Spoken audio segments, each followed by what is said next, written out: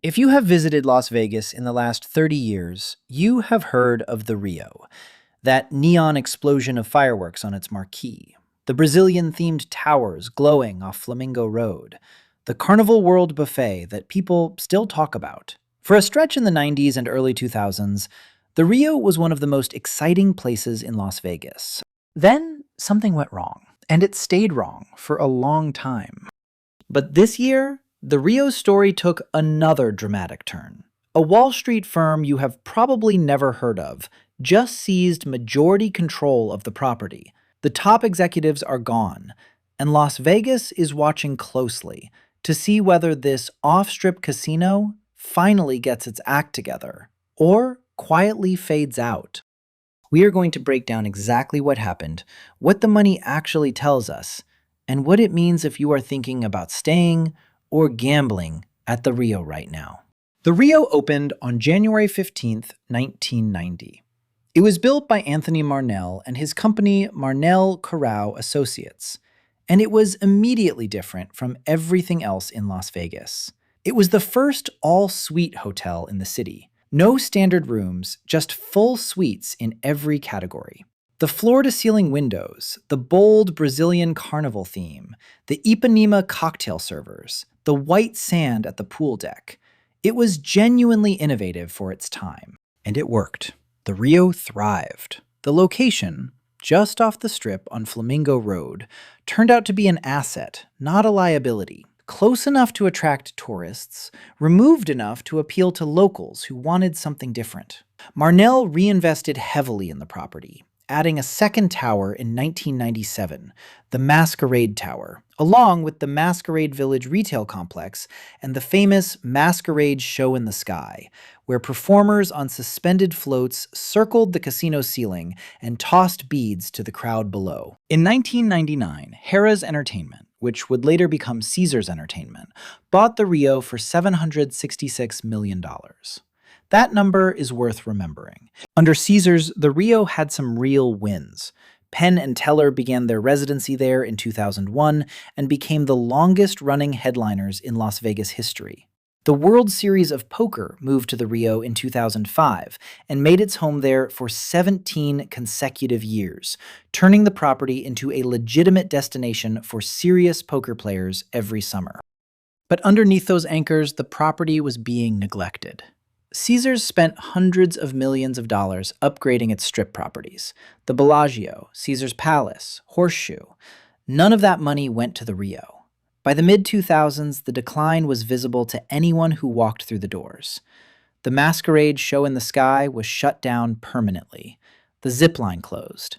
Restaurants sat empty. In 2017, a Legionnaire's disease outbreak at the property made national news. Social media was not kind. One widely circulated review described the Rio as having abandoned mall vibes. That phrase stuck because it was accurate. In 2021, the World Series of Poker left the Rio and moved to the Strip, to Horseshoe and Paris Las Vegas, both Caesars properties. The Rio had lost its biggest annual event driver. Caesars had already been looking for an exit. The exit came in December 2019, when Caesars sold the Rio to Dreamscape Companies, a New York City real estate development firm founded by Eric Birnbaum, for $516.3 million. That is a significant markdown from the $766 million Harrah's paid in 1999, 20 years of ownership, and the property had lost a quarter of its purchase value. The deal was a sale-leaseback structure, meaning Caesars sold the real estate but kept operating the casino under a lease at $45 million per year for at least 2 years. COVID arrived almost immediately after the deal closed and scrambled everything. The Rio did not fully reopen until April 2021. Caesars and Dreamscape extended the management arrangement multiple times. Dreamscape finally took over full operations on October 1st, 2023, 4 years after buying the property. By that point, Birnbaum and Dreamscape had already announced the plan. In February 2023, they publicly confirmed they had raised $850 million in capital through a real estate investment trust structure, A portion of that money was earmarked for a full renovation of the Rio across 2 phases. Total renovation budget? $340 million. Phase 1 began in August 2023 and focused on the Ipanema Tower, the original 3-wing hotel structure. The scope was significant. All 1,500 suites were redesigned from their 1990s layout to a modern look. The casino floor received over 500 new slot machines and 30 new table games. The 220,000 square feet of convention and meeting space was renovated. The Carnival World Buffet, a Rio institution, was replaced by the Canteen Food Hall, a 6-outlet dining concept. 2 new venues opened: Lapa Lounge, a cocktail bar inspired by Rio de Janeiro's bohemian neighborhood of the same name, and Luckley Tavern and Grill, a casual American dining concept. The pool district was fully revamped into 4 distinct pools across a 5-acre outdoor area. The exterior got a new LED light installation designed by Chris Kuroda and Andrew Giffen. By November 2024, Phase 1 was complete. Dreamscape and Hyatt made it official. The Rio joined the Destination by Hyatt brand, becoming the first Destination by Hyatt hotel in Nevada and the largest property in Hyatt's entire global portfolio by room count. World of Hyatt members could now earn and redeem points at the property. That Hyatt affiliation matters for 2 reasons. First, it plugs the Rio into the World of Hyatt loyalty database and gives the property credibility with a segment of travelers who would not have considered it before. Second, the Hyatt flag was a signal to the market that Dreamscape was serious about this renovation and had institutional partners backing the repositioning. But by mid-2025, some troubling signals were starting to appear. In August 2025, Vital Vegas, the most reliable insider publication covering Las Vegas casino business, reported that the Rio was in talks with lenders and that a financial haircut or possible sale could be coming. Around the same time, it became clear that a major upside catalyst for the property had collapsed. The Oakview Group, which had been considering the Rio's parking lot as a potential site for a new NBA arena, abandoned those discussions. That was a significant blow. The arena development would have transformed the Rio from an off-strip outlier into a destination anchor.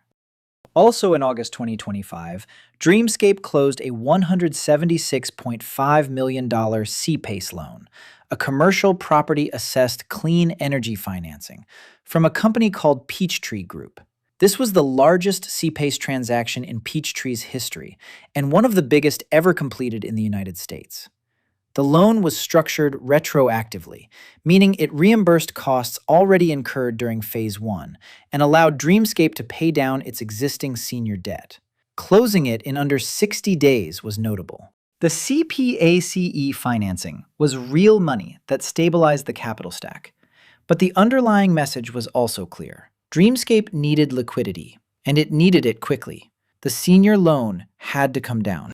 In January 2026, 62 Rio workers, represented by Teamsters Local 986, ratified a new 4-year collective bargaining agreement after nearly 2 years of stalled negotiations and an authorized strike vote. The agreement included a 15% wage increase. That is, a legitimate operating cost increase at a property that was already burning through renovation capital. And as of January 2026, Phase 2 of the renovation, the Masquerade Tower, which holds 1,012 rooms, had not started. Then, on April 3, 2026, Casino.org's Vital Vegas broke the story that changed everything. Kennedy Lewis Investment Management, a New York City private credit firm, had quietly seized majority control of the Rio. Dreamscape, the company that had spent 7 years and hundreds of millions of dollars on this project, is now a minority owner.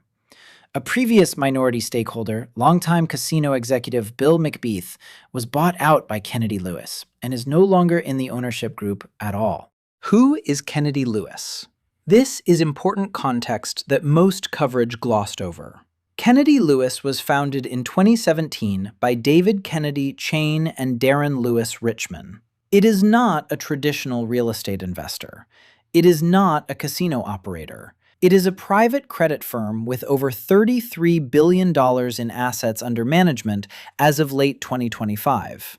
Its stated investment strategy, in its own words, focuses on complex, less trafficked opportunities, often in companies undergoing change, transition, or unique market conditions.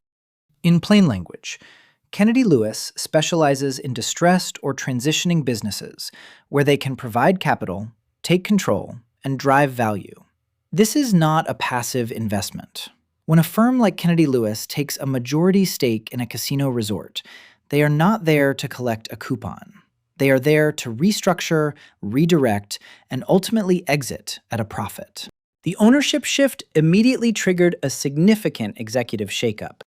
Christopher Balaban, the chief financial officer, is gone.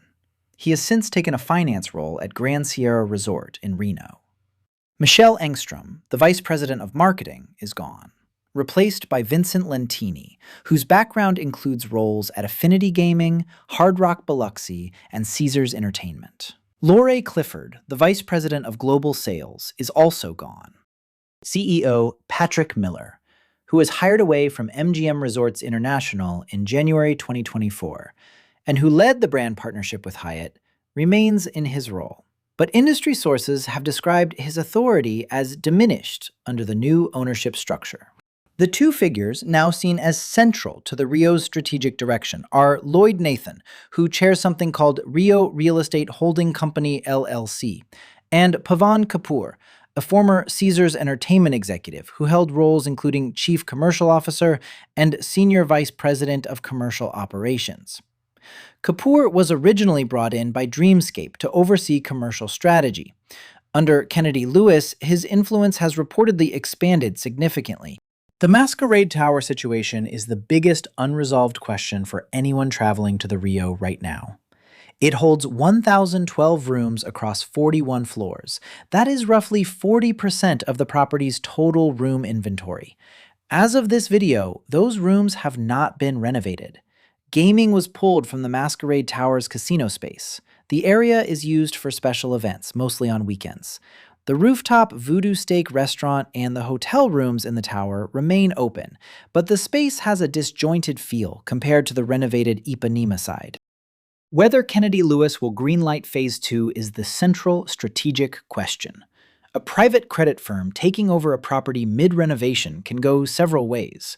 They could accelerate the renovation, using their capital access and control to finally push Phase 2 to completion and reposition the property for a sale or refinancing at better terms. Or they could pause the renovation, stabilize the business, and look for a buyer or a different capital structure. Or they could decide that the property's location and competitive positioning make a full renovation economically unviable and sell the asset as is. The NBA arena story is still alive, in a different form. Las Vegas Mayor Shelley Berkeley recently proposed 2 new arena sites, and one of the options being discussed involves land near the Rio. If Oakview Group or another developer returns to the Rio's 90-acre footprint, that would change the calculus for Kennedy Lewis entirely. So what does all of this mean if you are planning a trip and considering the Rio? Here is the honest take. The Ipanema Tower is genuinely renovated. The rooms are modern, the convention space is updated, the pool area is solid. The Hyatt affiliation means World of Hyatt points work there, and for points-focused travelers, the redemption rates have been reasonable.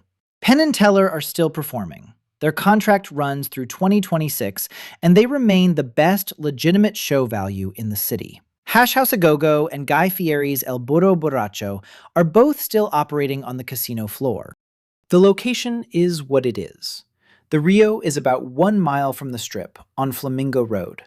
There is no direct walkway to the Strip, no monorail stop, no pedestrian bridge. You are booking a cab or rideshare every time you want to be on the Strip. That is a real friction point for first-time visitors who want to be in the middle of everything. The Masquerade Tower rooms have not been renovated.